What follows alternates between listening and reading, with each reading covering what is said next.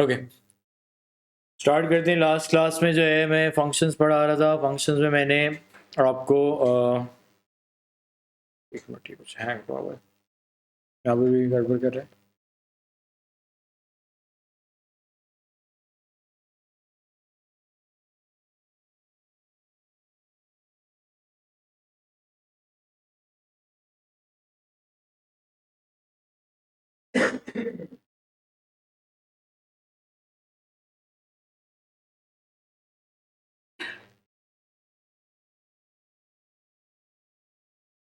Hello hello hello hello hello, कौन है भाई?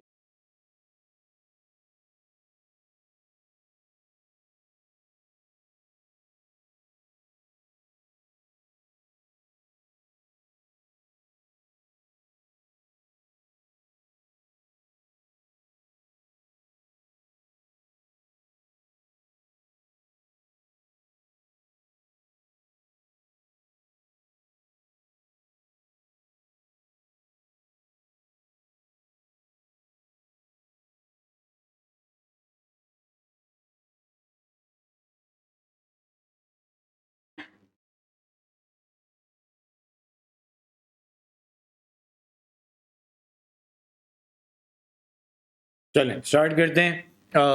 लास्ट क्लास में जो है वो मैं फंक्शंस आपको पढ़ा रहा था। फंक्शंस में हमने अलग अलग फंक्शंस देख लिए थे। हम आखिरी जो कर रहे थे वो एक क्वाड्रेटिक फंक्शन कर रहे थे और उसका इन्वर्स हमने सीखा था। क्वाड्रेटिक को थोड़ा सा रिकॉल कर लेते हैं। हमने कहा था क्वाड्रेटिक बाय डिफ़ॉल्ट जो होते हैं वो 1 to 1 नहीं होते, तो उनका इन्वर्स जो है वो डायरेक्टली कैलकुलेट नहीं होता, उनको 1 to 1 बनाना पड़ता है। और उनको 1 to 1 कैसे बनाते हैं हम? By cutting them at there turning point. सही है। फिर हमने कहा था कि क्वाड्रेटिक का इन्वर्स फिर से डायरेक्टली कैलकुलेट नहीं हो सकता, पहले कंप्लीटेड स्क्वायर फॉर्म चाहिए होती है। इन मोस्ट क्वेश्चंस आपसे कंप्लीटेड स्क्वायर फॉर्म पहले से कैलकुलेट कराई जाएगी। Once that form is calculated, आप सिंपल सा एक काम क्या करेंगे, आप जो है वो उसी तरह y को सब्जेक्ट बनाएंगे, y लिखेंगे एफ ऑफ एक्स की जगह और x को सब्जेक्ट बनाने की कोशिश करेंगे। सही है। जहाँ रूट लगाएंगे वहाँ पे फिर से वही बात आएगी कि या तो प्लस हो सकता है या माइनस हो सकता है। उसके लिए मैंने आपको क्या लिखवाया था कि टर्निंग पॉइंट से किस तरफ आपका ग्राफ विजिबल आपको नज़र आ रहा है, उस पर डिपेंड करता है कि आपका जो है वो टर्निंग पॉइंट आपका जो है वो प्लस आएगा या माइनस आएगा। ओके, टेनिस ने ज्वाइन किया है नहीं किया देखा जाएगा। सही है। सो उसके हिसाब से डिसाइड करेंगे। इन सारी चीज़ों को हम एक दफ़ा रिकॉल कर लेते हैं विथ वन मोर क्वेश्चन, ताकि हमें थोड़ा सा समझ आ जाए। वो एंड में जो है वो हमें ये सवाल पूछेगा। एक मिनट रुको, इसका एक और भी सवाल है, दैट्स बेटर, मैं वो करा देता हूँ।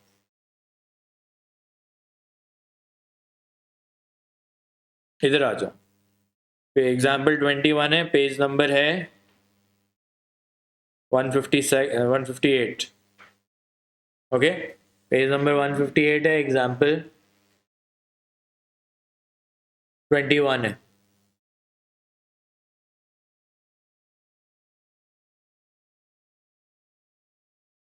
तो ये कहता है कि the function F is defined bye 6x minus x square minus 5। तो हमें पता चल गया कि ये क्वाड्रेटिक फंक्शन है। तो ये कैसा है, सैड फेस या हैप्पी फेस? सैड फेस है, माइनस एक्स स्क्वायर हमें नजर आ रहा है। तो ये सारी बातें पहले से हमें नोटिस कर लेनी चाहिए। पहले वो कहता है find the set of values of x for which F of x is less than और इक्वल्स टू 3। चाहिए, तो ये सिंपल सा सवाल है। F of x is less than और इक्वल्स टू 3, तो एफ ऑफ एक्स की जगह एफ ऑफ एक्स लिख दें। सही है, मैंने एफ ऑफ एक्स को लिख दिया एफ ऑफ एक्स की जगह। सही। ये किस टॉपिक का सवाल लग रहा है? अगर मैं सबको एक साइड पे ले आऊं तो ये किस क्या बन गई? एक क्वाड्रेटिक इनइक्वालिटी।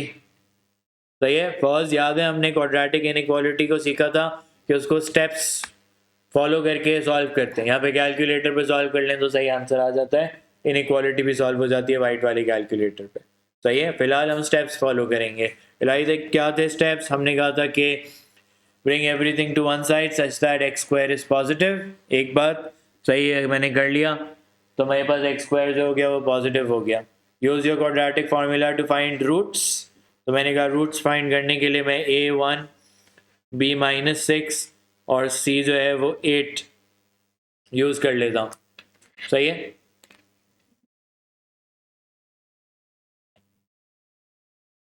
तो मेरे दो आंसर आने चाहिए। क्या दो आंसर आ रहे हैं, कोई बता देगा? एक आ रहा होगा 4 और एक आ रहा होगा 2। सही है, फिर क्या करते थे, इनइक्वालिटीज सॉल्व करने के लिए हर दिन हमने सीखा था कि हम छोटा सा स्केच बनाएंगे ताकि हम आंसर सही से दे सकें 2 से 4 तक। सही है, अब कौन सा पार्ट शेड होना चाहिए? ग्रेटर देन जीरो वाला। ग्रेटर देन जीरो का मतलब होता था ऊपर वाला पार्ट शेड करो, जो पार्ट शेडेड है उसको डिस्क्राइब करना होता था। कैसे डिस्क्राइब करते थे? एक्स इज लेस देन और इक्वल्स टू 2 और एक्स इज ग्रेटर देन और इक्वल्स टू 4। ज़्यादातर क्वाड्रेटिक के सवाल जो होते हैं वो फंक्शंस के साथ मर्ज होकर ही आते हैं। सही है, ये मैंने आपको इनइक्वालिटी दोबारा से करके दिखाया है। अगर आप भूल गए तो प्लीज़ जाके क्वाड्रेटिक्स में से इसको रिवाइज कीजिएगा। इसके हमने 2 सवाल फ़ौरन से कर लिए थे, फिर बाकी जो है वो आपके होमवर्क में थे। सही है, तो क्वाड्रेटिक्स जो है वो सारा का सारा फंक्शंस के अंदर रिपीट होगा। यहाँ तक बात क्लियर है? पार्ट 2 देखते हैं क्या कहता है। उसने कहा कि given that the line y equals to mx plus c is a tangent to the curve y equals to f of x. Show that 4c equals to m square minus 12m plus 16. तो इस tangent का क्या मतलब होता था? b square minus 4ac वाला क्या मतलब होता था? b square minus 4ac tangent पे क्या होता है? Equals to 0। लेकिन उससे पहले हमें क्या करना होता था? साइमल्टेनियस सॉल्व करना होता था। सही है, किन दो को साइमल्टेनियस सॉल्व करना है? एक एम एक्स प्लस सी को और दूसरा उसके साथ एक्स स्क्वायर 6x - x² - 5 को। तो मैंने साइमल्टेनियस सॉल्व किया।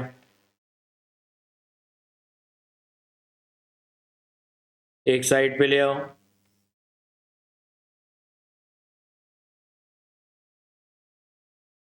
इसमें से ए बी सी निकालो।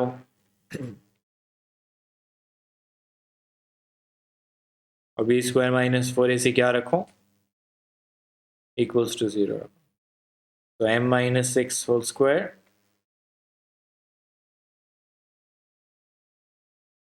प्रूव क्या करना है भाई? प्रूव करना है 4c is equals to m² - 12m plus 16। हम एक्सपैंड कर लेते हैं। a² 2ab plus b²।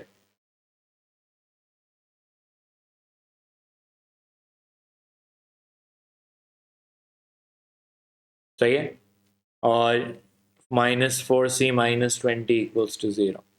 तो m² - 12m plus 16 equals to 4c। यहाँ तक क्लियर है?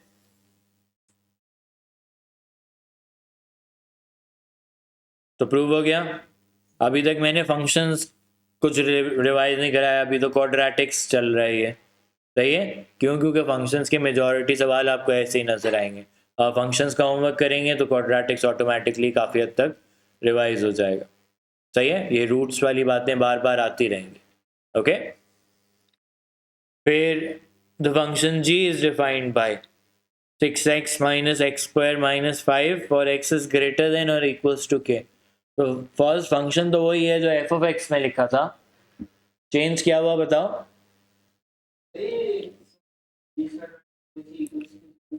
टेंजेंट, टेंजेंट जब होता था तो इक्वल्स टू 0, इंटरसेक्स होता था ग्रेटर देन और equals to 0, not does not intersect less than 0। सही है, क्या चेंज हुआ है इसमें? ये ना, सही है। तो पहले डोमेन क्या थी? All real values of x, यानी ग्राफ जो है वो लेफ्ट साइड पे भी चल रहा था और राइट साइड पे भी चल रहा था। अब फर्स्ट क्या होगा? उसका एक स्टार्टिंग पॉइंट होगा, वो x इक्वल्स टू k पे से स्टार्ट होगा और आगे जा रहा होगा जब उसका ग्राफ बनेगा। तो अभी ग्राफ नहीं बना हुआ मेरे पास।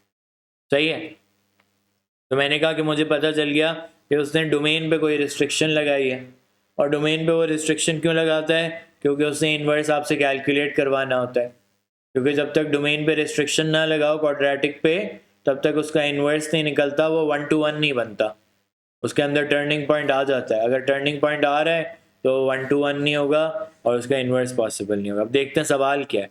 पहले वो कहता है कि express this in the form 6x minus x square, तो फिर से क्वाड्रेटिक्स का ही सवाल है।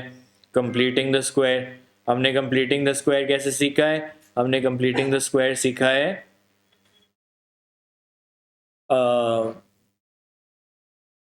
Bye comparison.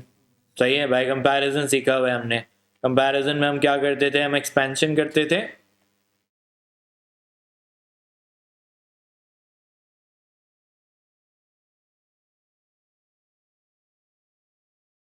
सही है। थोड़ा सा रीअरेंज कर लेता हूँ इस साइड पे भी और उस साइड पे भी, ताकि कंपैरिजन थोड़ा सा आसान लगे मुझे।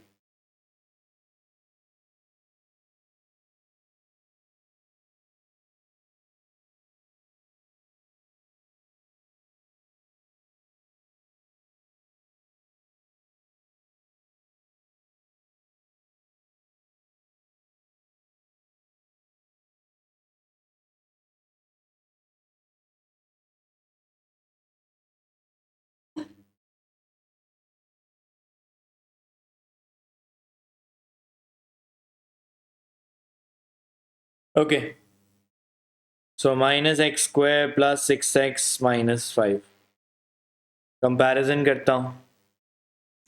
-1 से कंपेयर हो गया, 6 किससे कंपेयर होगा, 2b से, और -5 किससे कंपेयर होगा, a माइनस बी स्क्वायर से। पहले b की वैल्यू निकाल लूँ।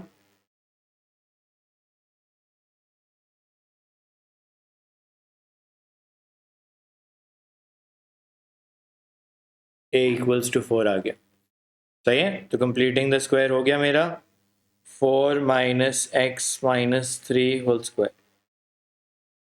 कंप्लीटेड स्क्वायर फॉर्म का फायदा क्या होता है, टर्निंग पॉइंट पता चल जाता है। क्या है टर्निंग पॉइंट भाई, 3,4 है, सही है। यहाँ से याद है ना सबको, सही है। क्वाड्रेटिक्स रिवाइज हो रहा है अभी भी। अब इसका अगला पार्ट इंटरेस्टिंग है। वो कह रहा है state the smallest value of k for which g has an inverse. State the smallest value of k for which g has an inverse. When does g have an inverse? Inverse कब possible होता है, when functions are 1 to 1। अभी जो है वो मुझे पता नहीं कि ये 1 to 1 है या नहीं है, क्यों, क्योंकि ये कहीं k से स्टार्ट हुआ हुआ है। तो मैं आपसे पूछ रहा हूँ कि भाई k की क्या ऐसी वैल्यू रखूँ मैं कि ये 1 to 1 ही रहे। और जब 1 to 1 रखना होता है तो हमने सीखा है कि उसको टर्निंग पॉइंट पे काट देते हैं, सही है। तो k की वैल्यू अर्दिल हमें बता रहा है कि सर आप 3 रखें, क्यों, क्योंकि 3 is the x coordinate of the turning point, सही है। और क्या हो जाएगा, हम कहेंगे कि स्मॉलेस्ट वैल्यू, अब वो कह रहे हैं स्टेट, स्टेट का मतलब होता है आपने पहले से ढूंढी हुई है भाई वैल्यू।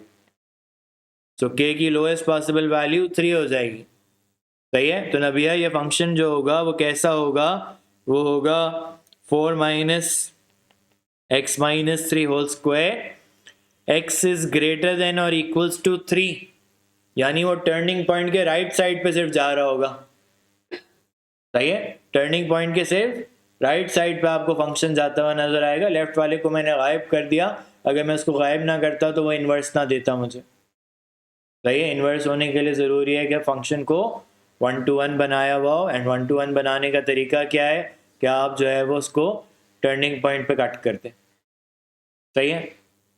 तो हमने कहा कि k की लोएस्ट पॉसिबल वैल्यू 3। अब इलाही ये सवाल जो होता है ना, ये बार बार पूछा जाएगा तुमसे, state whether g has an inverse, तो आप कहेंगे yes it is 1 to 1। Whether g does not have an inverse, why does g does not have an inverse, it is not 1 to 1, 1 to 1 वाली बात।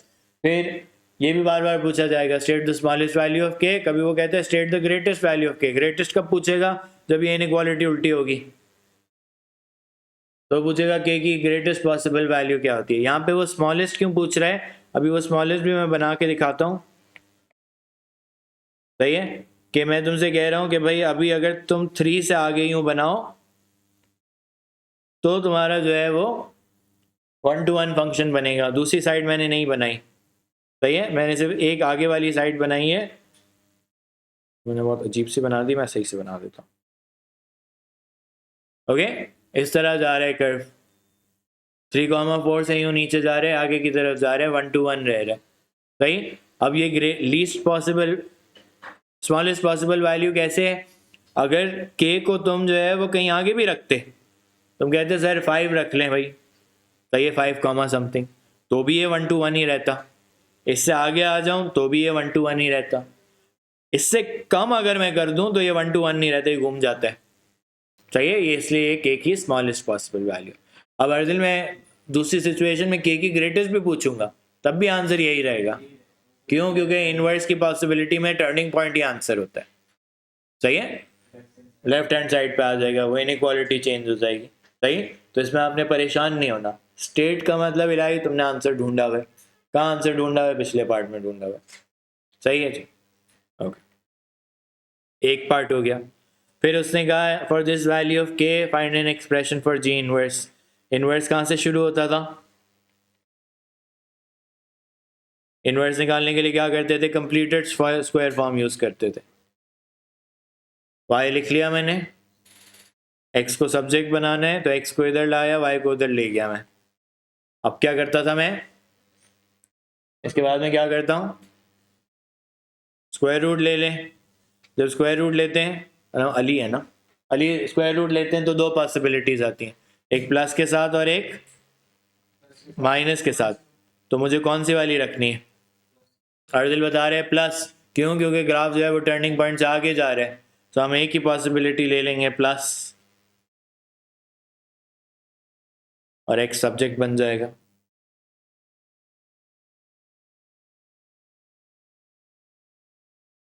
तो जी इनवर्स एक्स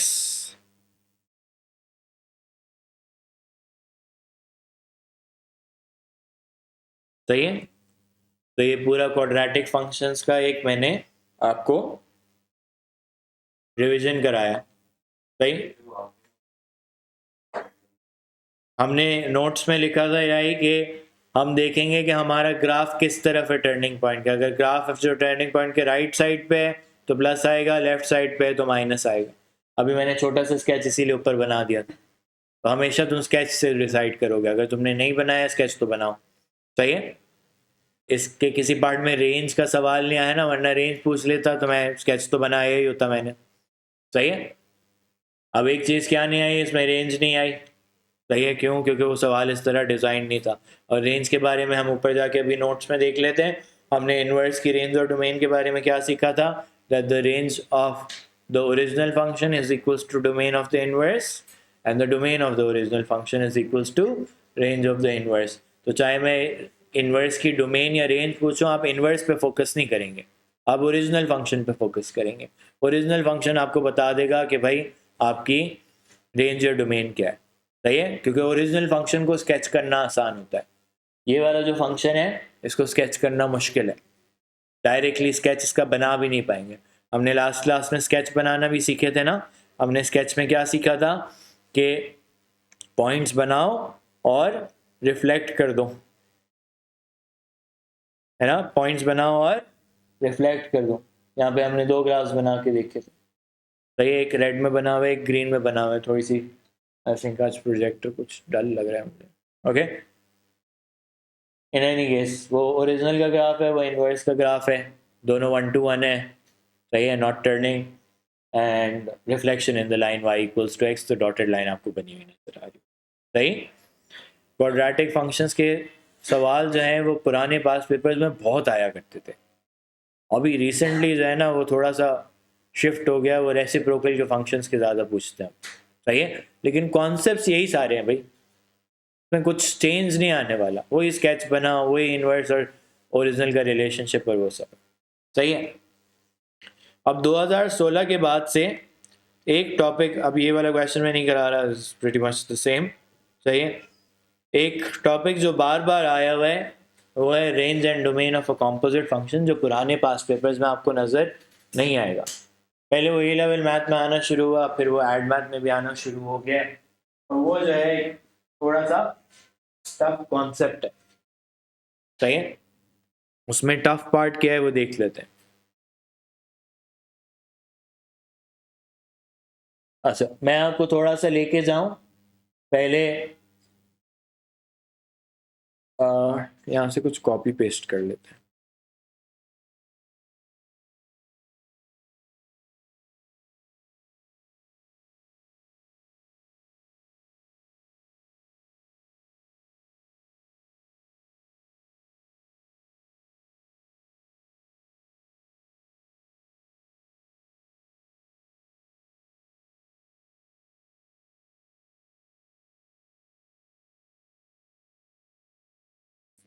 ये दो function में copy paste कर लेता हूँ।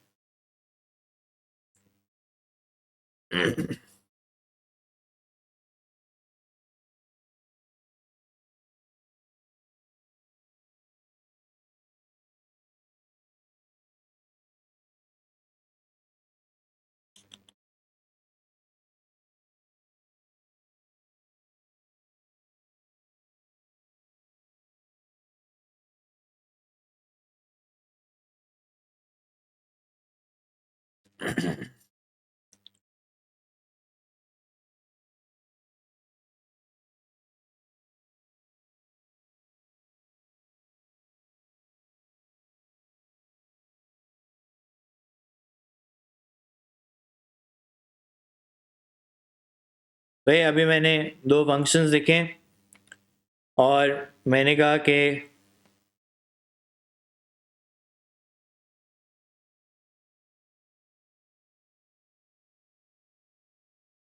ये फंक्शन जो है इसके आगे मैंने लिख दिया x इज ग्रेटर देन और इक्वल्स टू 6। ओके। अब मैंने फर्स्ट तुमसे कहा कि कैलकुलेट FG(4). सही है। अच्छा, इसमें बहुत ज़्यादा, अब मैं भी नीचे थोड़ा नोट्स भी लिखवाऊंगा, so don't take up a lot of space. सही है। अभी कैलकुलेशंस में ये देखो और सुनो। सही है। FG(4) तो हमने कैसे सीखा था कि सर पहले G(4) कैलकुलेट कर लें और ये आएगा 5.5, और फिर क्या करें, f(5.5) निकाल लें। लेकिन यहाँ पे तो हमारा एक छोटा सा मसला आ गया। क्या मसला आ गया है ना? अर्दिल कह रहा है कि सर फंक्शन f तो अलाउ ही नहीं कर रहा आपको। फंक्शन f कह रहा है कि x तब यूज करना जब ग्रेटर देन और इक्वल्स टू 6 हो, है ना? So that's a problem. What I can then conclude is that this cannot be calculated. So क्या हो गया भाई कि FG(4) does not exist, है ना? FG(4) तो एग्जिस्ट ही नहीं करता भाई, क्योंकि फंक्शन अलाउ ही नहीं करता आपको FG(4). अब चाहे अली आपने FG(x) निकाल भी लिया होता, उस पर भी यही रिस्ट्रिक्शन लगी हुई होती। सही, कुछ ऐसी ही रिस्ट्रिक्शन लगी हुई होती। तो फर्स्ट ये कॉम्पोजिट जो है वो एग्जिस्ट ही नहीं कर रहा भाई, मसला हो रहा है। सही। तो यानी कॉम्पोजिट की एग्जिस्टेंस जो है वो हमेशा जरूरी नहीं होती। अक्सर अब आपके पास सवाल आया करेगा, explain why function fg(x) exists या fg(x) does not exist, determine whether fg(x) exists or not। सही है। यहां पे देखो ये कहता है पार्ट 1 में find the largest value of a for which the composite function gf can be formed. वो आपको इजाजत दे रहा है कि भाई आप g(f)(x) बना लें। अब वो इजाजत जो है वो किसी चीज पे कंडीशनल होगी। तो क्या रूल्स होते हैं फंक्शन की एग्जिस्टेंस के, वो मैं अभी आपके सामने पहले नोट्स लिख रहा हूं। पहले आप नोट्स लिख लें, फिर हम उसको अगले पेज पे जो सवाल है उस पर अप्लाई करना सीखेंगे। सही है, मुश्किल सवाल हैं अगले दो, तो गौर से सुनिएगा प्लीज। ओके, पहले मैं आपके लिए नोट्स कॉपी पेस्ट कर रहा हूं यहाँ पे, आप जो है वो पहले उनको कॉपी कर लें।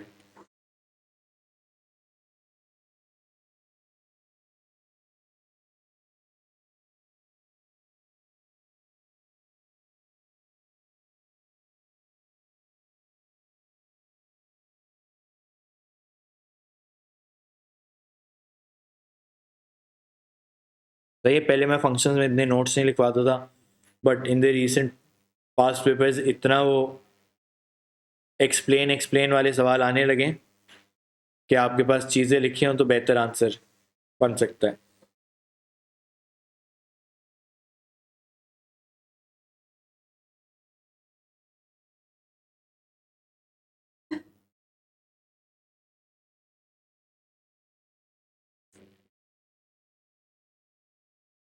सही,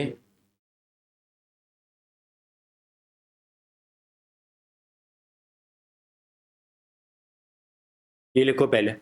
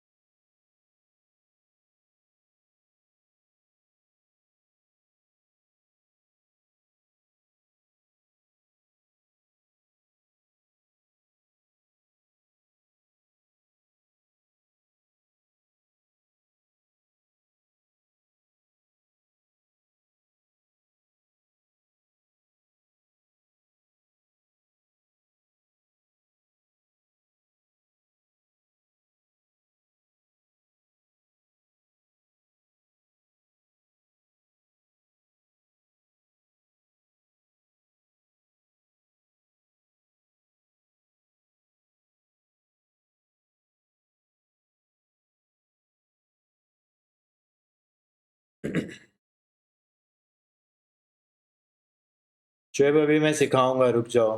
रेंज वाला खाली किसी फंक्शन की रेंज निकालनी है तो वो तो मैंने पिछली क्लास में सिखाई थी, वो लास्ट क्लासेस वाली वीडियो देखना। अभी ये कॉम्पोजिट की रेंज भी आएगी, अभी वो करके देखेंगे सवाल।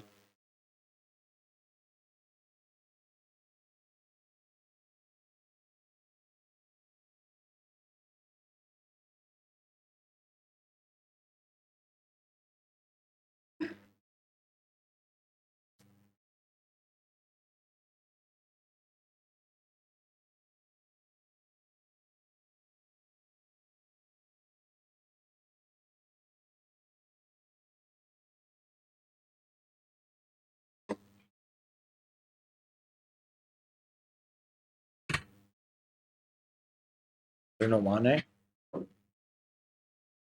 मैं बाद में बात करता हूँ।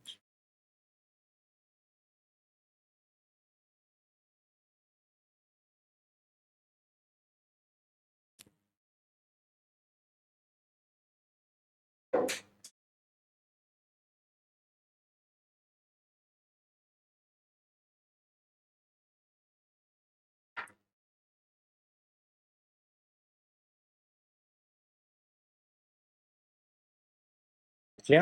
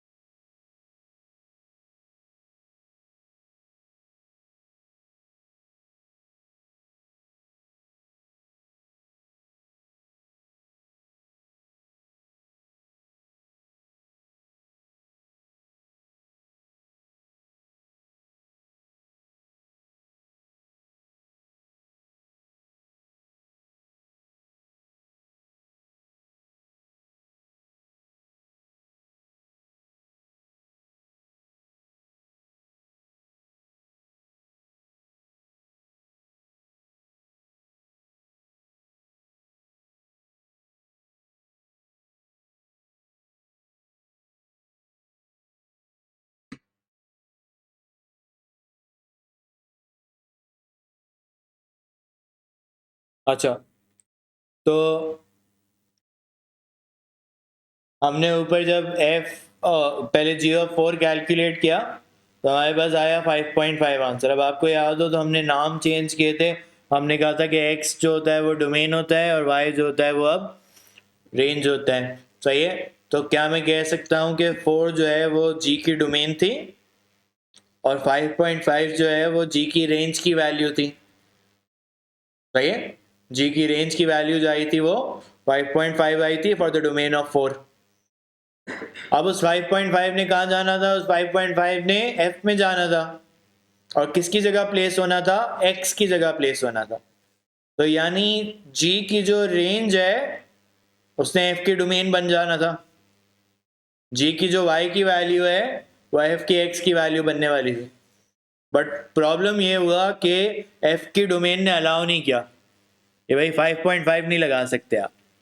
तो हमने क्या सीखा कि अगर कोई कॉम्पोजिट एग्जिस्ट करता है, अब मैंने क्या यहाँ पे नाम दे दिए, यहाँ पे मैंने कहा है for the following notes we will consider the function f g of x when f of x where f of x is the first function and g of x is the second function। मैंने नाम दे दिया first और second उनको। सही है, अगर ये g f of x होता तो g फर्स्ट हो जाता और f जो है वो सेकंड हो जाता।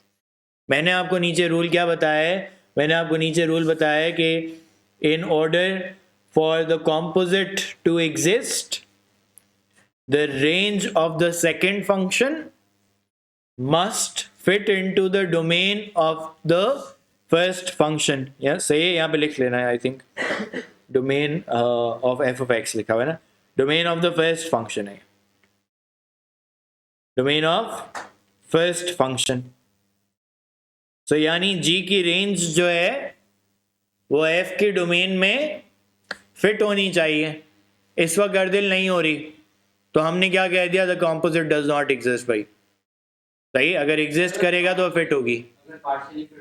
पार्शियली फिट का क्या मतलब है, मतलब कि रेंज ऑफ एक्स हो जाती है अब देखो ग्रेटर देन और इक्वल्स टू 3 तुमने कह दिया तो 4 और 5 6 नहीं फिट होते, 7 से फिट होना शुरू होते हैं, या 4 और 5 नहीं फिट होते, 6 से फिट होना शुरू होते हैं। तो ये फिट होना नहीं कहते, आधी बाहर और आधी अंदर, ये नहीं हो सकता।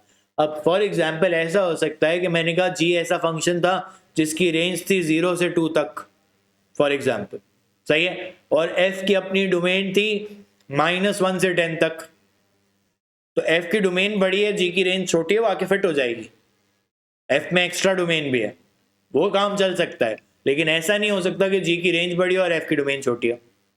तुम जो कह रहे हो उसमें एफ की डोमेन छोटी है और जी की रेंज बड़ी है, तो वो नहीं हो सकता। उस केस में कॉम्पोजिट एग्जिस्ट नहीं कर पाएगा, सही है। अच्छा, फिर यह एग्जिस्टेंस पे बात कि भाई एग्जिस्ट करता है या नहीं करता, सही है। तो पहले हम जाके अगले सवाल का पार्ट 1 देखते हैं, हम इस पॉइंट को, पहले वाले पॉइंट को अप्लाई करके देखते हैं, फिर अगले पॉइंट्स पे आएंगे, सही है। अब पहले मैं बोर्ड पे गौर से सुन लो, सही है, थोड़ा सा मुश्किल सवाल है, थोड़ी देर बाद समझ आएगा, सही है, फिर लिख लेना। उसने कहा the function f is defined by f of x equals to 3x plus a, एक फंक्शन दे दिया, for x is less than और इक्वल्स टू a, ये क्या है, this is the domain of fx, एक अननोन डोमेन है, कहाँ शुरू हो रहा है अभी पता नहीं चल रहा, बस ये है कि लेफ्ट साइड पे कहीं जा रहा है फंक्शन, क्योंकि लेफ्ट साइड पे उसकी डोमेन जा रही है, सही है। फिर a is a function, the function g is defined by g of x equals to -1 minus x square. Shoaib meeting अगर एंड हो रही हो तो दोबारा उसी लिंक पे ज्वाइन कर लेना। -1 minus x square for x is less than और इक्वल्स टू -1, फिर से ये क्या है, डोमेन ऑफ gx, रेंज अभी कहीं नहीं पता मुझे, सही है। उसने कहा find the largest value of a for which the composite function gf can be formed, यानी gf ऑफ x एग्जिस्ट्स। अब कोई फंक्शन एग्जिस्ट करता है तो हमें क्या पता होता है, this means that the range y of g of x of f of x must have fit into domain of g of x, सही है। अगर एग्जिस्ट कर गया है, उसने बता दिया भाई एग्जिस्ट कर रहा है, आप लार्जेस्ट वैल्यू बताओ कब एग्जिस्ट कर रहा है, सही है। तो एग्जिस्ट कर रहा है तो इसका मतलब है कि f of x जो है उसकी रेंज जो है वो g of x की डोमेन में जाके फिट हो गई। अब f of x, अब रेंज किसको कहते हैं, y को। इलाही हम जब इनवर्स निकाल रहे होते हैं तो हम लिखते हैं ना y equals to 3x plus 1, because f of x का मतलब यही होता है। तो क्या मैं कह सकता हूं कि ये 3x plus 1 is actually the value of y equals to 3x plus 1 है ना, सही है, यहां तक बात हो गई। इस y ने कहां जाके फिट होना है, इस y ने जाके डोमेन ऑफ g में फिट होना है। डोमेन ऑफ g में क्या, डोमेन ऑफ g क्या है, डोमेन ऑफ g जो है वो x इज लेस देन और इक्वल्स टू -1, यहां पे क्या फिट करोगे, fit y from f of x here, यानी लिख दो 3x plus 1 is less than और equals to -1। f of x के y ने आके g of x के x में फिट होना है भाई, तो क्या बन रहा है,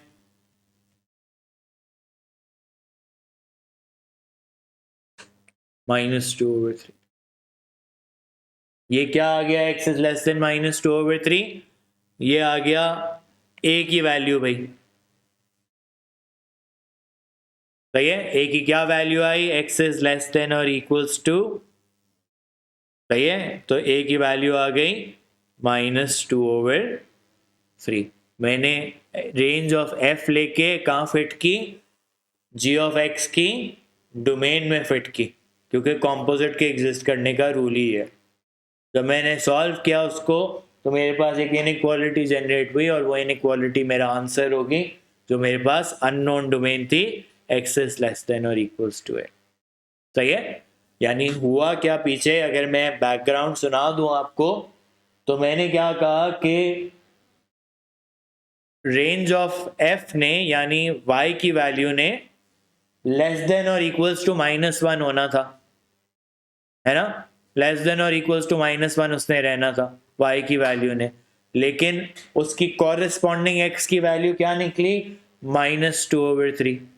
यानी x की वैल्यू -2/3 रहेगी, तो फंक्शन f जो है वो -1 से कम वैल्यू देगा, और -1 से कम वैल्यू देगा तो वो g ऑफ x में फिट हो सकेगा भाई।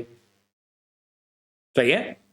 तो मुश्किल आइडिया है, रट्टा लगाना है, लेकिन उस पॉइंट का जो मैंने पिछले पेज पे लिखा हुआ है, सही है, वही आपको एग्जिस्टेंस या नॉन एग्जिस्टेंस बताएगा। ओके, यहां तक बात क्लियर है।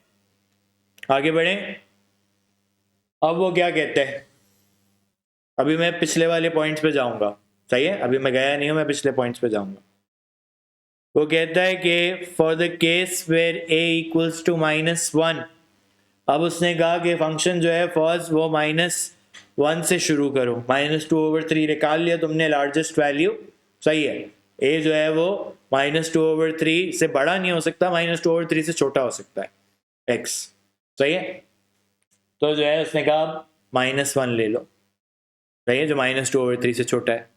तो हमारे अब दोबारा फंक्शंस पहले हम स्टेट कर लेते हैं। फंक्शंस हम स्टेट क्या करेंगे, हमने कहा अब हमारा फंक्शन है f of x equals to 3x + 1 for x is less than और equals to -1 and g of x is also -1 - x² for x is less than और इक्वल्स टू -1। सरप्राइजिंगली दोनों की डोमेन सेम आ गई है, कोई इसमें वो नहीं है, there's no relationship there, but आ गए नंबर सेम। उसने कहा कि आप सॉल्व क्या करो, fg of x + 14। अब कोई चीज उसने सॉल्व करने को कही हुई है तो आपको पता है कि फंक्शन एग्जिस्ट तो करता होगा, आप ये नहीं कह सकते कि फंक्शन एग्जिस्ट नहीं करता। वो कह रहा है सॉल्व मतलब फंक्शन एग्जिस्ट करता है। fg of x हम कैसे क्रिएट करते थे, फंक्शन f में फंक्शन g रखना है, तो मैंने लिख दिया 3g of x + 1 + 14, 3 - 1 - x² + 15 equals to 0, -3 - 3x² + 15 equals to 0, -3x 12 equals to 3x², x² equals to 4, x equals to +-2, तो x equals to 2 और x equals to -2। अब यहाँ पे भी छोटा सा एक ट्विस्ट है, इनमें से सिर्फ एक आंसर एक्सेप्टेबल है। -2 क्यों, अब स्मॉलर, अभी अली तुम्हें डायरेक्ट नजर आ रहा है ना, क्योंकि तो दोनों में नंबर सेम होते हैं। अब अगर मैंने तुम्हें एक नंबर दिया होता, लेट्स से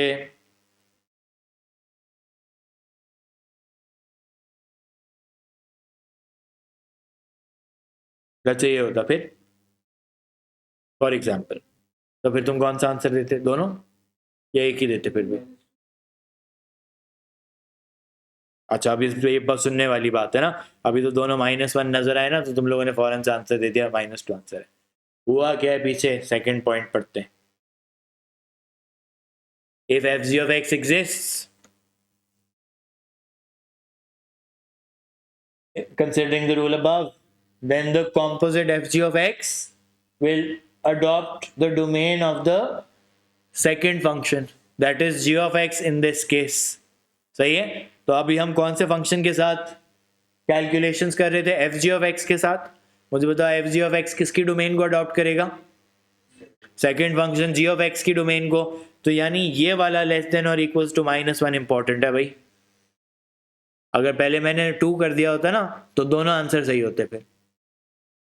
अगर यहाँ पे जैसे मैंने पहले ऊपर 2 कर दिया था ना, यहाँ पे मैंने नंबर चेंज कर दिया था ना, 2 लिख दिया था ना, तो फिर दोनों आंसर करेक्ट होते। क्यों, क्योंकि fg of x ने किसकी डोमेन लेनी है, g of x की डोमेन लेनी है। g of x की डोमेन में तो सब आ सकता है।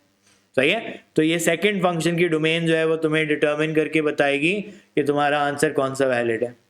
सही है, तो इन दिस केस ये वैलिड है, ये डिस्कार्ड हो गया बेस्ड ऑन द नोट्स। तो ये नोट्स में मैंने लिखवाया हुआ है।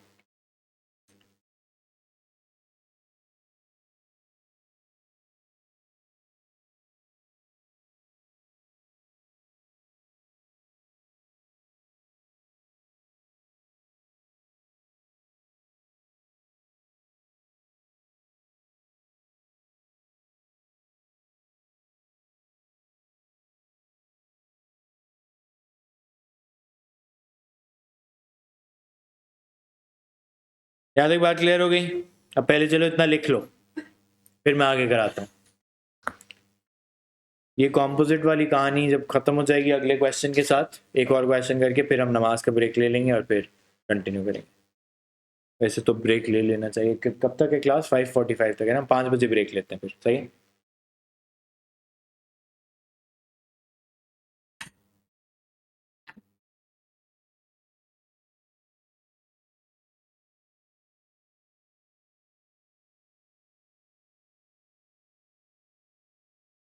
ये पहले लिखो जल्दी से ताकि मैं फिर आगे कराऊं।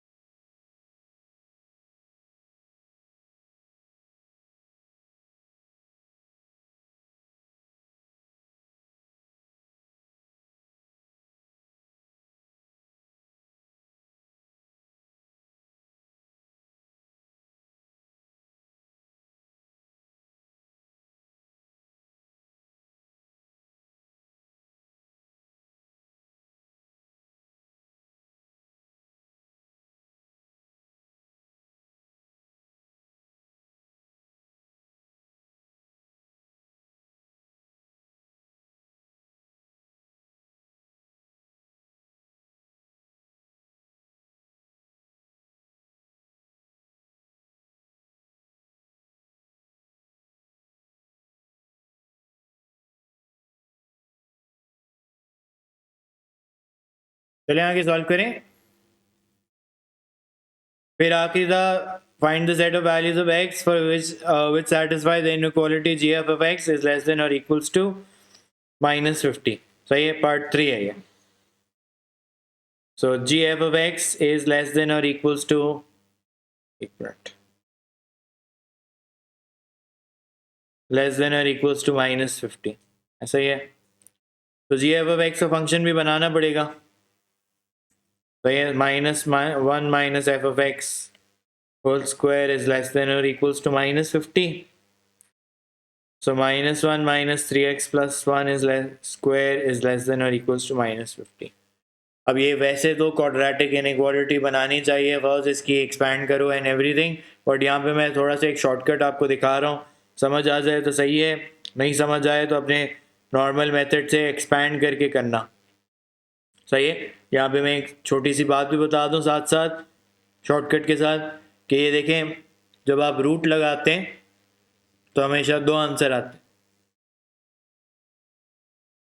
और जब 2 आंसर आएंगे, एक आएगा +7, जब -7 वाला आएगा तो वो इनइक्वालिटी को फ्लिप करा देगा, ये याद रखने वाली बात है। सही है, थोड़ा सा रट्टा लगवाया है मैंने यहाँ पे, उसके पीछे कहानी वही हो रही होती है, क्वाड्रेटिक इनइक्वालिटी जिस तरह स्केच बना के और वो सब सॉल्व होता है, ये डायरेक्ट आंसर दे देगा। सही है, हाँ, नेगेटिव जब खुद से लगाते हैं तो फ्लिप होता है। So x is greater than और equals to 2 and x is less than और इक्वल्स टू -8/3। यही आंसर्स हैं। इब्राहिम फिर से देखेंगे, जी एफ ऑफ एक्स की डोमेन क्या थी भाई? G f of x will take on the domain of the second function, तो g f of x will have the domain of f of x. F of x क्या था? X is less than और equals to -1 था ना, तो g f of x will have the domain x is less than और equals to -1। अगर x is less than और equals to -1 है तो क्या दोनों आंसर्स वैलिड है? नहीं हो सकते ना, ये वाला डिस्कार्ड होगा ना, फिर से discard, because outside domain of g f of x, तो एक ही आंसर आ जाएगा मेरे पास, x इज लेस देन और इक्वल्स टू -8/3, -8/3 होता है -2.667। सही है, तो अब जब भी आप कॉम्पोजिट देखें, जब फाइनल आंसर 2 आ रहे हो तो सोचना पड़ेगा। अब ये क्वेश्चन में खुद नहीं बताएगा वो कभी, एग्जामिनर का सिंपल सा आइडिया ये होता है कि वो एक दफ़ा पास पेपर्स में कोई चीज़ टेस्ट कर चुका होता है तो वो अज्यूम करता है कि भाई नेक्स्ट टाइम बच्चों को पता होगी पहले से। सही है, आगे बढ़े।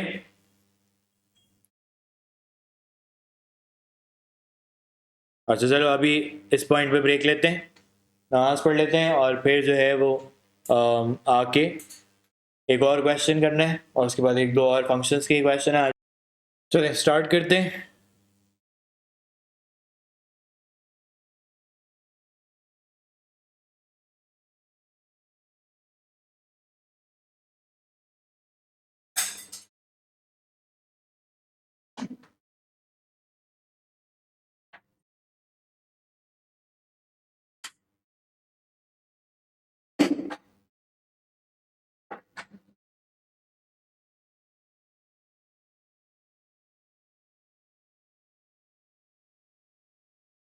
ओके, एक हमने सवाल कर लिया, हम दूसरा इसी तरह का सवाल देखते हैं और फिर आगे कंटिन्यू करेंगे। ठीक है, तो function f is such that f of x equals to 2x plus 3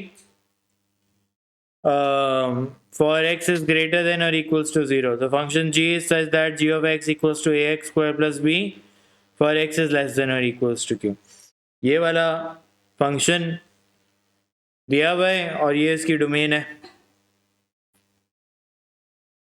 ये दूसरा फंक्शन दिया हुआ है, इसमें अननोन है, उसकी डोमेन भी अननोन है।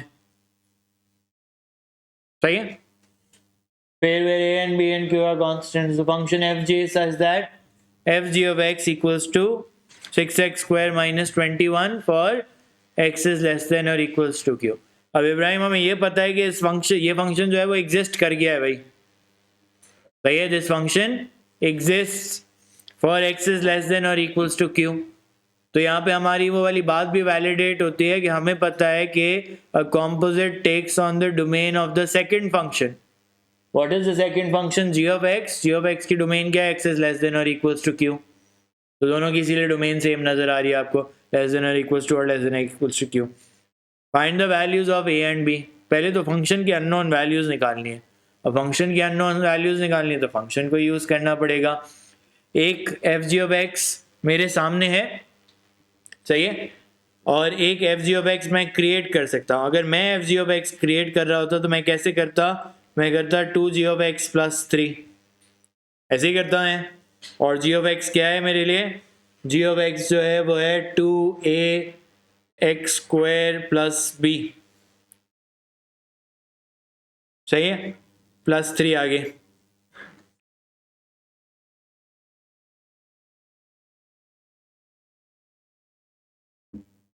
तो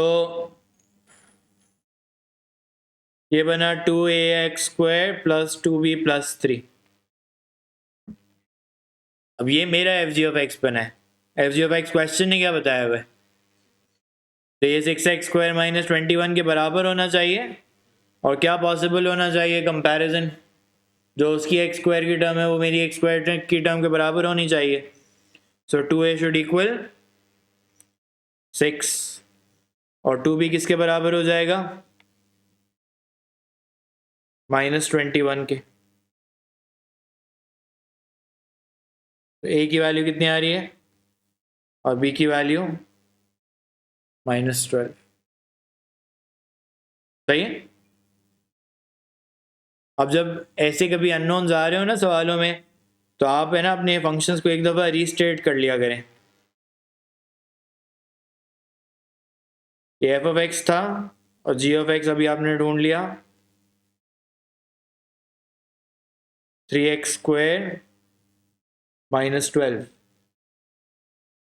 for x is less than और इक्वल्स टू क्यू। अभी भी इसकी डोमेन अननोन रह गई है भाई, अगले सवाल में हो सकता है वो पूछे। अब उसने पूछा find the greatest possible value of Q, तो यानी वो वही डोमेन रेंज की कहानी करने को कह रहे हैं। अब कौन सा फंक्शन एग्जिस्ट कर रहा है, फॉज हमें पता है F g of x exist कर रहा है, 6x² - 21 उसका फंक्शन बना हुआ है। अब वो एग्जिस्ट कर रहा है, यानी इसका मतलब है कि उसका जो रूल नंबर 1 था वो मैच हुआ होगा, सही है। रूल नंबर 1 क्या था कि the range of the second function must fit into the domain of the first function, यानी जी ऑफ एक्स की रेंज जो है वो एफ ऑफ एक्स की डोमेन में फिट हुई होगी, यानी जी ऑफ एक्स का वाई जो है वो एफ ऑफ एक्स की डोमेन में फिट हुआ होगा। जी ऑफ एक्स क्या है, जी ऑफ एक्स है 6x² - 21, क्या मैं इसको y इक्वल्स टू 6x² - 21 कह दूं। इस y ने जाके कहां फिट होना है, domain of f of x में फिट होना है। Domain of f of x क्या है क्वेश्चन में, x इज ग्रेटर देन और इक्वल्स टू 0, नजर आ रही है, शुरू में लिखी है, सही है। Domain of f of x क्या लिखी है, x इज ग्रेटर देन और इक्वल्स टू 0, इस y ने कहां फिट होना है, इस ग्रेटर देन और इक्वल्स टू 0 में फिट होना है।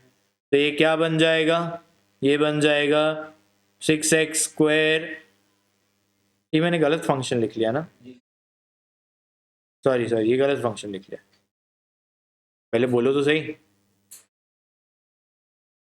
क्या था 3x² - 12, ये है ना। तो इसने कहाँ फिट होना है, 3x² - 12 ने कहाँ फिट होना है, ग्रेटर देन और इक्वल्स टू 0 में फिट होना है। तो ये फिर से वही कहानी,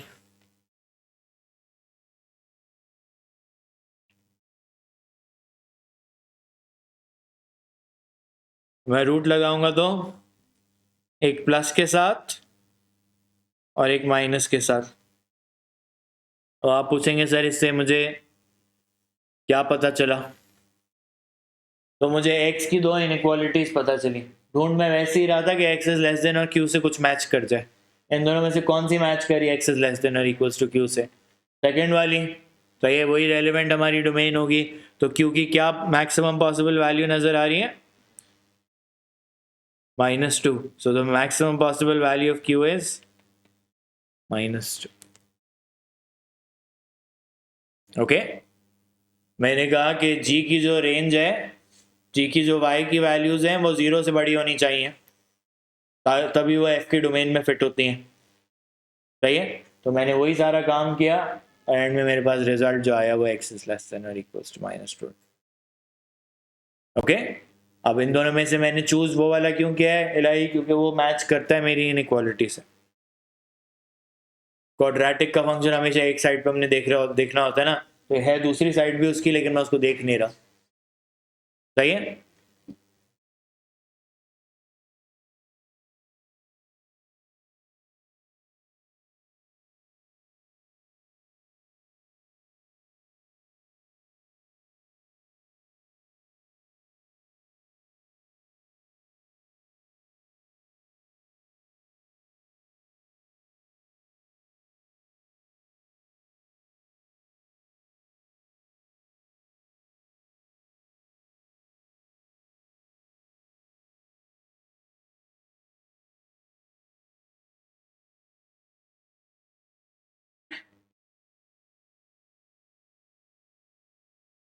सही है, यहां तक बातें सारी समझ आ रही हैं?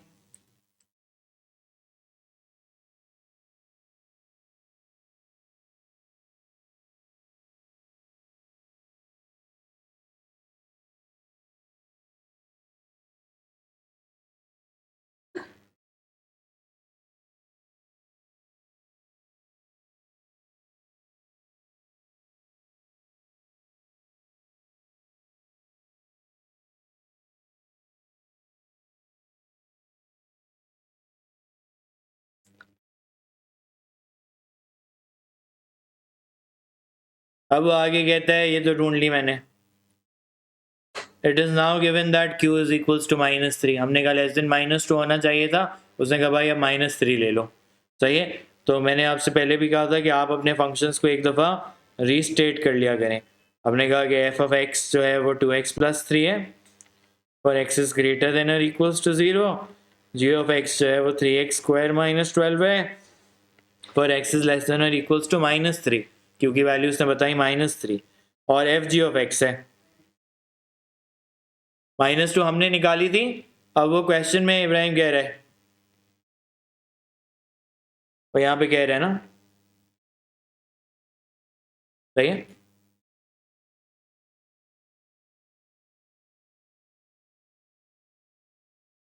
(6x² - 21) और x इज लेस देन और इक्वल्स टू माइनस। सही, ये सारी बातें हो गई।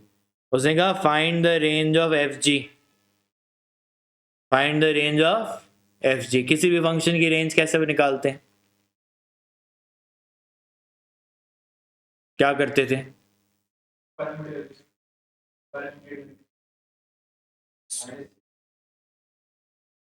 और क्या बनाना चाहिए, स्केच बनाना चाहिए ना। तो ये कोई भी रेंज निकालने से पहले उसका स्केच बनाए, ताकि आपको पता हो कि भाई किस तरफ जा रहा है ग्राफ, तभी आप सही बता पाएंगे। कैसा ग्राफ है ये, एफ जी ऑफ एक्स कैसा ग्राफ है? क्वाड्रेटिक है, क्वाड्रेटिक है ना, सही,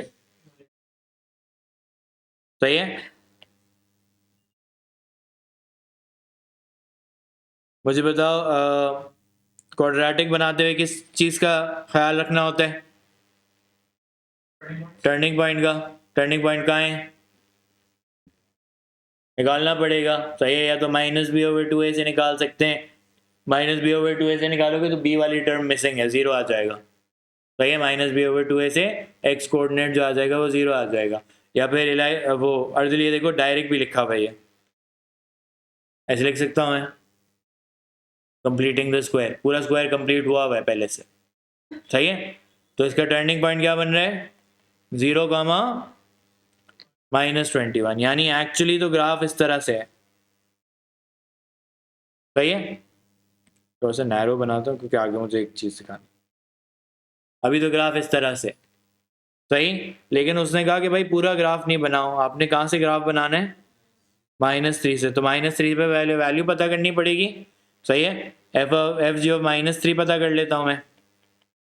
क्या आ रही है बताओ, 6954 minus 21 is 33, यानी जब -3 लगाते हैं तो ग्राफ जो है वो 33 पे होता है अप्रॉक्सीमेटली। तो यानी ये आगे सारा ग्राफ बेकार है। ग्राफ तो जो है वो कोई अजीब ही ट्रेजेक्ट्री फॉलो कर रहा है। वो क्या फॉलो कर रहा है कि वो ये -33 से यूँ ऊपर जाता जा रहा है। सही है, it's going up like that. तो इसकी रेंज क्या बताओगे?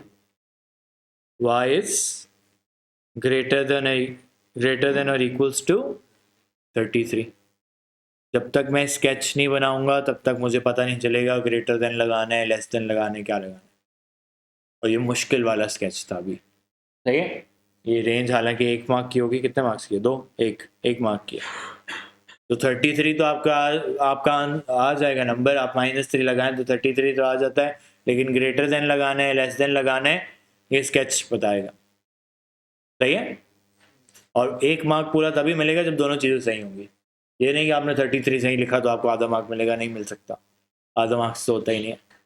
सही है, फिर part 4, find an expression for F g of x.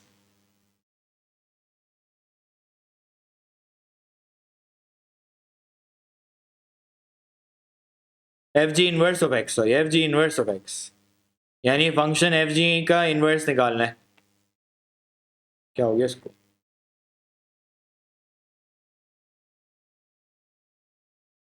सही है, और क्या बतानी है? State the domain of f g inverse. हाँ, वो तो सिंपल बात है। पहले 6x² minus 21 y plus 21 equals to 6x²।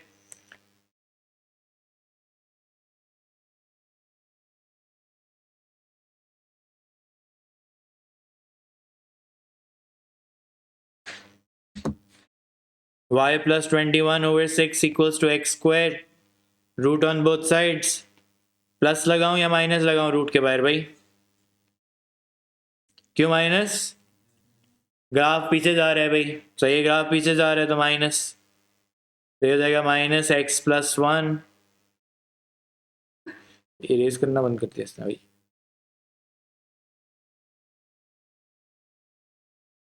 Equals to f g inverse of x and state the domain. What is the domain of inverse? उसके लिए range of original देख लेंगे। अभी तुमने निकाली y इज ग्रेटर देन और equals to 33, more than 33 है। तो मैं यहाँ पे क्या लिख दूंगा? डोमेन क्या हो जाएगी? x इज ग्रेटर देन और इक्वल्स टू 33। सही है। अच्छा, ये मैं तीसरा वाला वो पार्ट सॉल्व करा दी, उससे पहले मुझे ये पहले रीड कर लेना चाहिए था। ये बात भी मैंने यहाँ पे लिखी हुई है। To find the range of the composite function you will use the adopted domain to make a sketch of the composite। तो यही मैंने बना के दिखाया ना, adopted domain पे मैंने आपको sketch बना के दिखाया और उसकी रेंज निकाली। सही है, क्लियर हो गई सारा? तो आज का जो टॉपिक था वो था range and domain of composite function. ये 2 क्वेश्चंस जो हैं वो तकरीबन पूरा टॉपिक इस तरह कवर करते हैं। और आपको आगे जितने भी सवाल नजर आएंगे शायद होमवर्क के क्वेश्चन में कोई एक भी ना नजर आए। This is a rare occurrence on the old past papers. ये आई थिंक दोनों 2016 और ये कहाँ का क्वेश्चन है? दोनों 2016 के सवाल है मेरे ख्याल से, एक 15 का एक 16 का। उसके बाद ये 2020 के बाद दोबारा आना तेजी से शुरू हुआ है। कहीं एड मैथ में भी आता है और ए लेवल मैथ में भी बार बार आ रहा है, लेकिन वो टूट के आता है। ये जो आपको नजर आ रहा है ना, ये पूरा का पूरा क्वेश्चन जो मैंने नोट्स लिखवाया है उस पर कॉपी पेस्ट हो रहा है। तो ये हर पॉइंट जो है वो आपको नजर आ रहा है। किसी सवाल में उसने पूछ लिया explain why F g of x exist या डज नॉट एग्जिस्ट। ओके, किसी केस में वो रेंज या डोमेन पूछ रहा है, एग्जिस्टेंस के बारे में नहीं पूछ रहा। ये 2 क्वेश्चन ऐसे हैं जिसमें वो सब पूछ रहा है। ओके, तो ये याद रखना है। सही है, और एग्जाम से पहले भी प्लीज़ ये नोट्स जो लिखवाएं क्वाड्रेटिक्स के और इसके, ये नोट्स खास तौर पे याद होने चाहिए आपको, तभी जो है वो क्वेश्चन क्लिक करता है। कहीं कहीं थोड़े टेढ़े क्वेश्चन भी नजर आएंगे आपको। सही है, जहाँ ग्राफ वो पहले से बना के दे देना वो क्वेश्चन आसान होता है। सही है, कुछ क्वेश्चन होते हैं जिनमें वो ग्राफ पहले से बना के दे देता है, तो वो क्वेश्चन आपको आसान लगेंगे, बाकी थोड़े मुश्किल होते हैं। अभी एक 2 और सवाल हैं वो हम करते हैं, इसी चैप्टर को फिर वाइंड अप यहाँ पे करेंगे, फिर नेक्स्ट क्लास में ट्रांसफॉर्मेशन ऑफ फंक्शंस पढ़ेंगे, तो हमारा वॉल्यूम 1 जो है वो पूरा हो जाएगा। सही है, वॉल्यूम 1 पूरा हो जाएगा, उसके बाद मैं आपको बता दूंगा आपने वॉल्यूम 2 लेकर आना होगा जिन्होंने बुक्स ली हुई हैं, और फिर हम उसमें से ट्रिग्नोमेट्री स्टार्ट करें। अभी एक और सवाल देख लें, मैं चूज़ करता हूँ कौन सा सवाल कराना है। ये वाला आसान है, ये खुद कर लीजिएगा। ये करा दिया मैंने। इसमें भी कुछ नहीं बताने वाला, बताने वाला नहीं है। अच्छा, ये 2 कर लेते हैं, 2 छोटे सवाल हैं। एक पहले ये वाला देख लें, एग्जाम्पल 20। तो ये एग्जाम्पल 20 देख लेता। कैसे फंक्शंस दिए भाई? अब मैंने क्वाड्रेटिक नहीं दिए, these are rational functions. Rational functions का शेप याद है, क्वाड्रेंट 1 और क्वाड्रेंट 3 में होते थे, सही, यूं डाउनवर्ड होते हैं, और एक्स एक्सिस और वाई एक्सिस को टच नहीं कर रहे होते थे फिलहाल। सही है, ये कहता है 4/x - 2 for x is greater than 0. Find and simplify an expression for fg of x and state the range of fg. अब वो कह रहा है कि भाई फंक्शन फाइंड कर लो, तो यानी एग्जिस्ट तो करता है वो। सही है, fg of x पहले निकालो। कैसे निकालोगे? 4g of x - 2, तो ये हो जाएगा 4/5x + 2 - 2। तो ये बना 4 × 5x + 2/4। ये स्टेप सबको समझ आया? भाई डिवाइड में डिवाइड था, तो फिर वो रेसिप्रोकल होके ऊपर मल्टीप्लाई हो गया। ओके, फ्रैक्शन अपॉन फ्रैक्शन को ऐसे ही सिंप्लीफाई करते, तो ये बना 5x + 2 - 2 बना 5x, यानी कॉम्पोजिट जो है वो एक कैसा फंक्शन है? 5x कैसा फंक्शन है? स्ट्रेट लाइन फंक्शन है। सरप्राइजिंग बात है ना, 2 रैशनल फंक्शंस आपस में कंबाइन हुए और उन्होंने एक स्ट्रेट लाइन फंक्शन क्रिएट कर दिया। कुछ भी क्रिएट हो सकता है, सही है। And state the range of f ji, state the range of f जी। अब कॉम्पोजिट फंक्शन की रेंज निकालने से पहले कॉम्पोजिट फंक्शन की डोमेन पता होनी चाहिए। What is the domain of f g of x? इसकी डोमेन अडॉप्ट करेगा जी एक्स की, तो जी एक्स की डोमेन इसके आगे लिख देते हैं, एक्स इज ग्रेटर देन और इक्वल टू 0। रेंज निकालने के लिए इब्राहिम क्या करना पड़ता है? क्या करना पड़ता है? स्केच बनाना पड़ता है। एक मिनट, क्या ये मीटिंग दोबारा?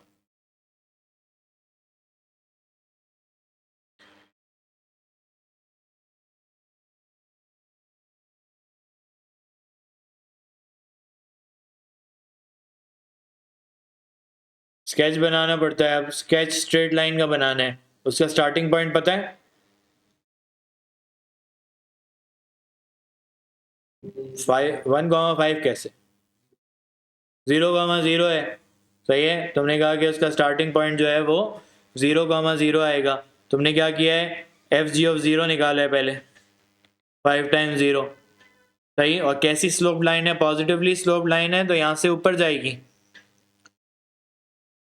सही है, तो पॉइंट बना 0,0 और यहां से लाइन ही ऊपर जा रही है, तो इसकी रेंज क्या बताओगे? y इज ग्रेटर देन और इक्वल टू 0। तो देखें, स्केच बनाया तो आसानी से आंसर आया। फिर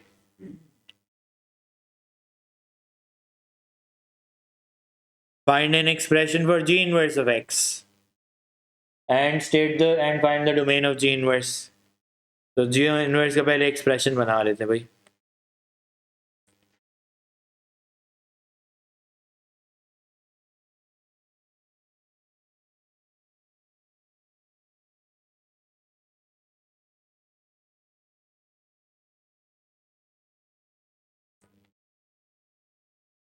सही, ये तो सबको आता है ना।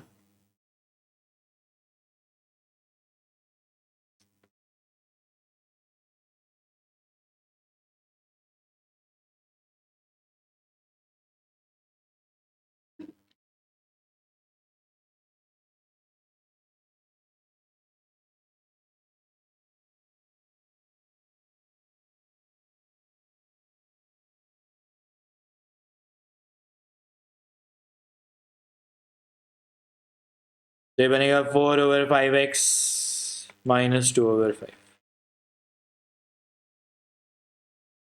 पूछा क्या है मैंने फिर? इनवर्स तो निकाल लिया। And the domain of g inverse, the domain of inverse is equals to range of original.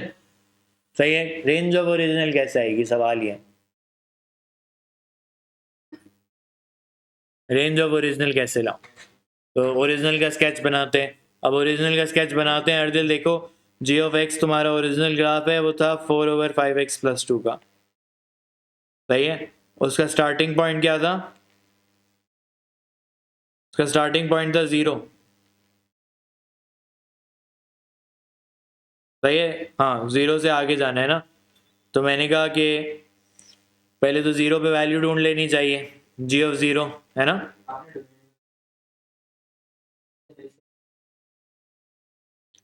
सही है। तो 2 आ रहा है, यानी वो 0 2 से स्टार्ट हुआ है। और मुझे अब बताओ रैशनल फंक्शंस का शेप कैसा होता है? सही है, वो यूं जाते हैं ना। ओके, तो किस एक्सिस को टच नहीं करते? एक्स एक्सिस को टच नहीं करेगा भैया, ये यूं जाता रहेगा। सही है। वाई 0 नहीं हो सकता कभी भी इसमें। सही है, वाई की वैल्यू अगर 0 लगा के देख भी लो तो क्रॉस मल्टीप्लाई होकर 0 = 4 बन जाता है। ओके, तो अब इसकी रेंज क्या बताओगे मुझे? y is greater than 0 but less than और इक्वल्स टू 2। तो इनवर्स की डोमेन क्या हो गई? x is greater than 0 but less than और इक्वल्स टू 2।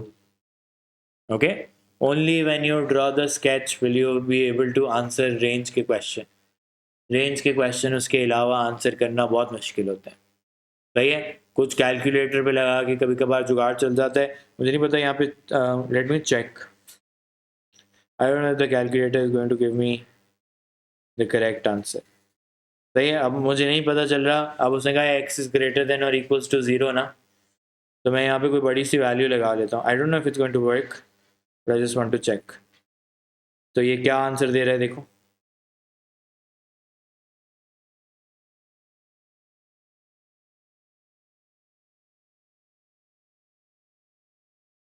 ये बहुत छोटा सा आंसर दे रहा है ना, एग्जैक्ट 0 तो नहीं दे रहा। सही है, यानी it's coming closer and closer to 0 जब मैं एक्स की कोई बड़ी सी वैल्यू लगा देता हूँ, बट वो एग्जैक्ट 0 नहीं दे रहा। सही है। तो कभी कभार कैलकुलेटर से हिंट मिल जाती है। स्टार्टिंग पॉइंट तो मुझे पता है 2 है, लेकिन इब्राहिम मुझे शेप पता होना चाहिए कि भाई 2 से नीचे जाना है या 2 से ऊपर जाना है, ये पता होना बहुत ज़रूरी है। और ये तभी पता चलेगा जब आप ग्राफ्स को याद करेंगे। सही है, यहाँ तक क्लियर है। अब बस मैं वर्बली ये सवाल आपको दिखा देता हूँ। मैं भी थक गया हूँ, आप भी थक गए। इसमें बहुत ज़्यादा कुछ है नहीं, वो पार्ट 2 तो खुद ही कर लेंगे। पार्ट 1 मुझे दिखाना है क्या अनयूजुअल बात है इसमें। और ये तो एक्स एक्सिस को टच कर दिया, यानी ग्राफ कुछ नीचे मूव हुआ हुआ है इसलिए कर गया है ना। सही है, एक बात ये हो गई। दूसरी अनयूजुअल बात, ये इनवर्स बना हुआ है देखो। ग्राफ ऑटोमेटिकली इनवर्स का बना हुआ है।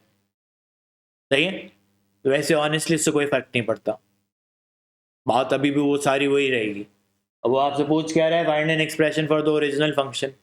तो इनवर्स दिया और ओरिजिनल निकालना, तो भी वही काम करो जो पहले करते थे, फर्क कुछ नहीं आएगा उसमें। एंड में बस f of x equals to लिख दोगे। फिर उसने पूछा डोमेन ऑफ एफ, तो आपको पता है इसकी रेंज बतानी है। इसकी रेंज कैसे बताओगे? इसका ग्राफ बना हुआ है, इसके स्टार्टिंग एंडिंग पॉइंट्स दोनों लिखे हुए। सही, जब इसमें 0 लगाओगे तो इन्फिनिटी पे चला जाएगा, तो इन्फिनिटी लिख देंगे, कोई मसला नहीं है।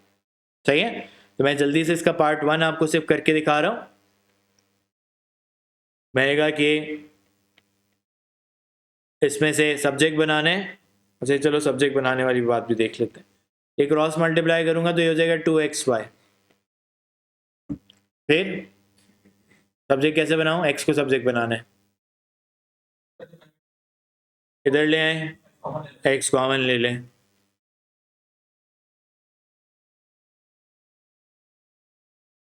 सही है, तो ये हो गया एफ इनवर्स ऑफ x।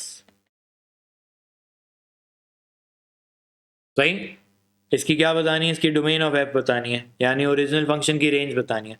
अब ओरिजिनल फंक्शन में जब मैं एक्स की वैल्यू 0 लगाता हूँ तो 1/0 क्या होता है, एनीथिंग ओवर 0 क्या होता है, एनीथिंग ओवर 0 जो होता है वो इन्फिनिटी होता है। सही है, ये नजर भी आया ना, ग्राफ इन्फिनिटी पे जा रहे हैं, सीधा चलता जा रहा है 0 पे ऊपर, नहीं होगा, इन्फिनिटी है। इन्फिनिटी का मतलब है वो कभी अनडिफाइंड, या इन्फिनिटी अनडिफाइंड होता है एक्चुअली। अनडिफाइंड का मतलब होता है कि एक्स की वैल्यू 0 रखोगे तो वाई की कोई डिफाइंड वैल्यू नहीं आ सकती, तो मैं नहीं पता ये कहाँ टच करेगा, it's going to go closer and closer to the y axis but not exactly. जैसे अभी कैलकुलेटर दिखा रहा था ना 0.00008, तो यानी कोई बहुत दूर की डेसिमल वैल्यू रहती है, खत्म नहीं होती कभी भी। हाँ एसिम्प्टोट होता है, अभी हम ट्रिग्नोमेट्री में दिखाऊंगा ना मैं, tan x के ग्राफ पढ़ाते हुए। सही है, नहीं करेगा, ये रैशनल फंक्शंस की स्पेशलिटी होती है कि कोई ऐसी x की वैल्यू और y की वैल्यू होती है जिसको टच नहीं करते। ये जो हम एनीथिंग ओवर इन्फिनिटी को 0 खुद कह देते हैं, तो ये दैट्स टेक्निकली अ मैथमेटिकल वो पैराडॉक्स है एक। सही है, अभी भी रिसर्च होती है उसके ऊपर, इन्फिनिटी के ऊपर बहुत रिसर्च होती है। सही है, तो हम सिंप्लीफाई करने के लिए, भूल गया हूँ मैं, फुर्सत मिलेगी तो, अभी तो फिर इतनी मुश्किल से तो मैंने अपनी वीडियोस अपलोड की। सही है, ये इन्फिनिटी पे जा रहे हैं, फिर 2, तो मैंने यहाँ पे 2 लगा दिया, यानी इसने 2 पे रुक जाना है भाई, तो ये आ रही है वैल्यू -1 आई थिंक, है ना, नहीं 1 -9/2 9/4, तो -2.25, यानी ये 2 पे जब है तो -2.25 पे, तो ओरिजिनल फंक्शन की रेंज क्या हुई, -2.25 से लेके इन्फिनिटी तक, तो इसकी डोमेन क्या होगी, -2.25 से लेके इन्फिनिटी तक ना। सही है, अर्जुन सही बता रहे हैं कि एक साइड पे लिख दो बस, इन्फिनिटी वाली लिखनी जरूरी नहीं होती, लिखोगे तो भी मार्क्स मिलेंगे। सही है जी, सो फंक्शंस का ये पूरा चैप्टर था, बहुत सारी बातें हमने पढ़ी, प्रैक्टिस कीजिएगा तो समझ आएंगी सारी बातें, और फिर जब हम ट्रिग्नोमेट्री पढ़ लेंगे तो हम फंक्शंस और ट्रिग्नोमेट्री का एक टेस्ट लेंगे। सही है, चलिए जी मिलते हैं अब। Welcome to Edge Learning, where we are changing dreams into success stories. Let's go. At Edge Learning, we offer courses to help you excel. Whether you're preparing for the SAT, aiming for IBA and LUMS, need O and a level tuition, or IELTS coaching, we have the right program for you. Forget about boundaries. We offer learning anywhere, anytime.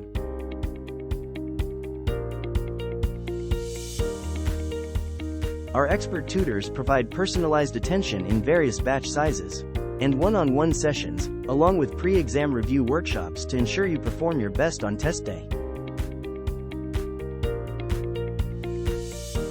Join us at Edge Learning and take the first step towards turning your dreams into reality. So what are you waiting for? Register now or call us.